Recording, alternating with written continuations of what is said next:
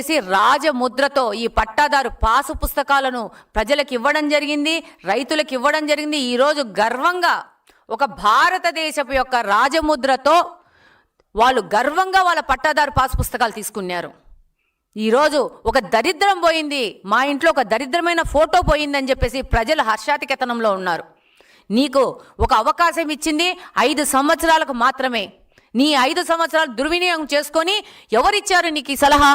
మీ యొక్క ఏ ఏజెన్సీ ఇచ్చింది, ఏ strategy agency ఇచ్చిందో నాకు తెలియదు, కానీ వాళ్ళని పెట్టుకొని వాళ్ళకు కోట్ల డబ్బులు పెట్టుకొని వాళ్ళు ఇచ్చిన సలహాల మీద, బాత్రూంలలో మగ్గుల మీద, ప్లేట్ల మీద, పిల్లల స్కూల్ బ్యాగుల మీద, చివరికి మా ఆస్తుల మీద, రాళ్ళ రూపంలో సరిహద్దుల మీద, అలాగనే మా ఇండ్లలో ఉండే పట్టాదారు పాస్ పుస్తకాల మీద, అలాగనే మాకొచ్చే పింఛన్ల మీద, ప్రతి ఒక్కటి మీద నీ బొమ్మ వేసుకున్నావు. ఎవరిచ్చినారు నీకు అధికారము?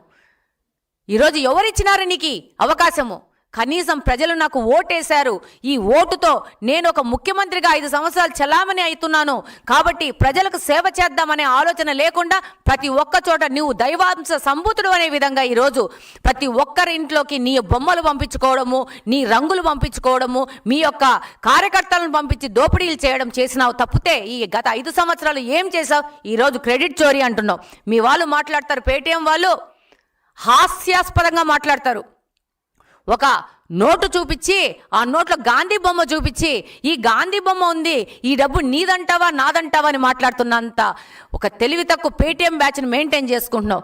గాంధీ గారికి, నీ వైకాపా పార్టీకి, ఆ వైకాపా పార్టీలోని నాయకులకి నక్కకు నాగలోగానికి ఉన్న తేడా ఉంది. అసలు గాంధీ మహాత్ముడితో మీరేంటి అసలు పోలిక పెట్టుకోవడము? గాంధీ మహాత్ముడు ఎవరు? నువ్వెవరు?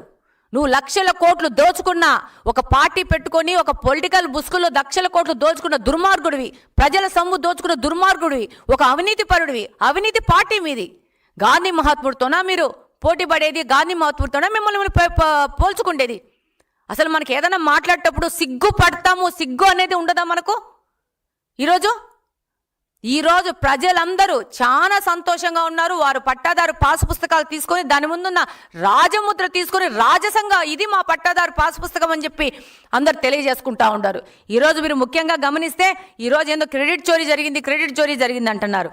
2020 జూలై 2వ తేదీ జీవో నెంబర్ 164లో, అలాగనే అదే ఏడాది 17వ తారీఖున జారీ చేసిన జీవో నెంబర్ 350 పూర్తిగా పరిశీలిస్తే రీసర్వే క్రెడిట్ టోటల్ తెలుగుదేశం పార్టీదే. 2018వ సంవత్సరంలో ఒక పైలట్ ప్రాజెక్ట్ లాగా తెలుగుదేశం పార్టీ భూ రీసర్వే అనేది స్టార్ట్ చేసింది.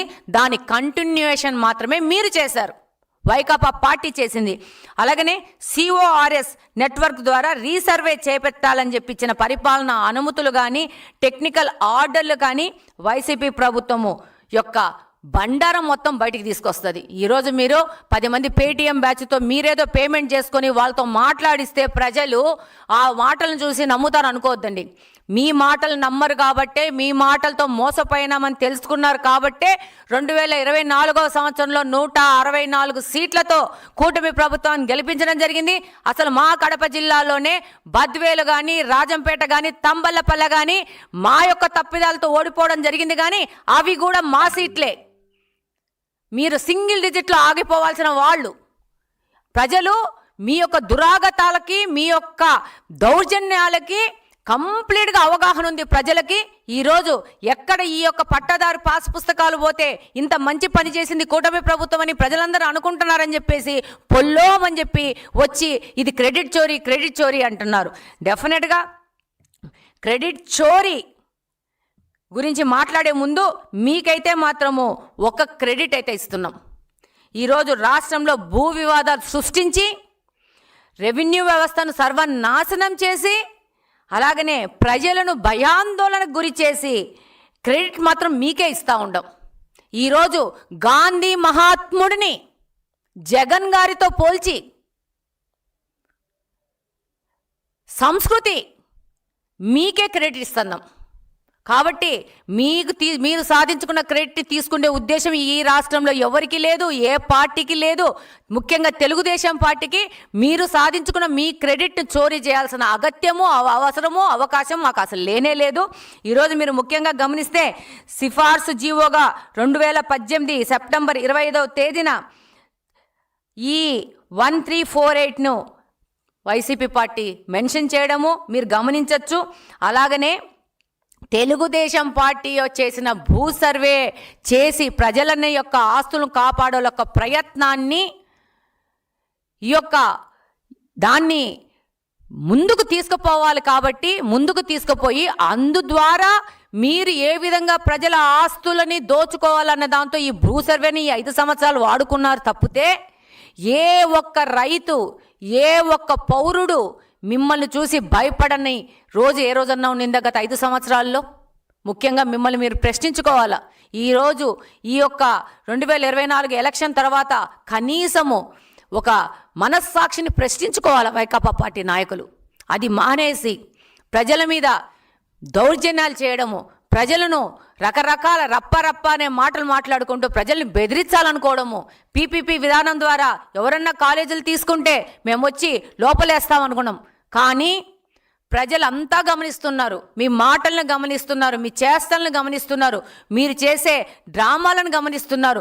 మామిడికాయలు కొనుక్కొచ్చి రోడ్ల మీద వేసినంత మాత్రాన ప్రజలకు అవగాహన లేదనుకుంటున్నారు. వాస్తవం ఒకటి ఉంటుంది, అబద్ధం ఒకటి ఉంటుంది. అబద్ధం తెలుసు ప్రజలకి, వాస్తవము తెలుసు. అది తెలుసుకున్నారు కాబట్టి 2024వ సంవత్సరంలో ప్రజలందరూ ఒకటే మాట మీద ఈ వ్యక్తి మాకు వద్దు, ఈ పార్టీ మాకు వద్దు, దీనివల్ల మా భవిష్యత్తుకు నష్టము, దీనివల్ల మా పిల్లలకు భవిష్యత్తుకు నష్టము. ఒక్క డిఏసి కూడా నడపలేదు 5 సంవత్సరాల్లో. ఈరోజు కూటమి ప్రభుత్వం 16,000 మందికి ఒక సంవత్సరం లోపల డిఏసిని ప్రకటించి పరీక్ష నడిపి వాళ్ళకి పోస్టింగ్లు ఇచ్చి ఆర్డర్లు ఇచ్చి వాళ్ళు ఈరోజు స్కూళ్ళలో పనిచేస్తున్నారు. ఒక్క కానిస్టేబుల్ రిక్రూట్మెంట్ జరగలేదు మీ వలన. దాదాపు 6,000 మంది కానిస్టేబుల్స్ రిక్రూట్ అయ్యి అందులో ఎంతోమంది ఆడపిల్లలు సంతోషంగా పోయి 5 సంవత్సరాల నుంచి మా టైము, మా డబ్బు అంతా వృధా చేసినాడు ఈ పార్టీ నాయకుడు. ఈ పార్టీ వల్ల మేము నష్టపోయినాం, ఆర్థికంగా నష్టపోయాం, మానసికంగా నష్టపోయినాము అని చెప్పేసి ప్రతి ఒక్క పౌరుడు ఆంధ్రప్రదేశ్లో ఫుల్ క్లారిటీతో ఉన్నారు. కాబట్టి మీరు దోపిడీ చేస్తారనే క్రెడిట్ మాకొద్దు, మీరు దౌర్జన్యాలు చేస్తారనే క్రెడిట్ మాకొద్దు, ఈ విధంగా భూ సమస్యలు సృష్టించి ప్రజలను అల్లాకోలం చేశారనే క్రెడిట్ మాకొద్దు. ఆ క్రెడిట్ అంతా మీరే ఉంచుకోండి, మీరే గొప్ప వ్యక్తులుగా చలామణి అవ్వండి. ఇంకా పేటీఎం బ్యాచ్లు మాట్లాడుకుంటూ ప్రజలకు మీ గురించి వచ్చిన క్లారిటీని ఇంకా ప్రస్ఫుటంగా తెలియజేయండి. తెలుగుదేశం పార్టీ కూటమి ప్రభుత్వము ఖచ్చితంగా ప్రజాక్షేమం కోసము, ప్రజల కోసము, ప్రజల యొక్క ఆస్తుల పరిరక్షణ కోసము, యువత పరిరక్షణ కోసము, యువతకు కావాల్సిన వాళ్ళ కెరీర్ గ్యారంటీ కోసము, అలాగనే విద్యార్థుల సేఫ్టీ కోసము, సమాజ సేఫ్టీ కోసము పనిచేస్తాము.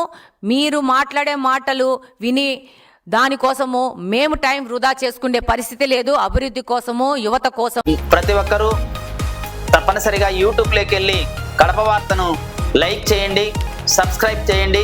ఇట్లు మీ జి రమణయ్య, ఎడిటర్, కడప వార్త.